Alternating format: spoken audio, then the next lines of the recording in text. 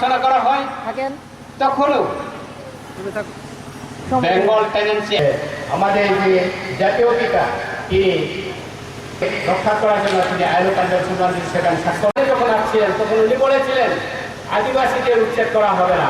যে মাননীয় সমস্ত আমাদের সামনে দেখা যায় যে আমরা জগৎকারী না। আজকে মধুপুর বনাঞ্চলে আদিবাসীদের স্বপ্ন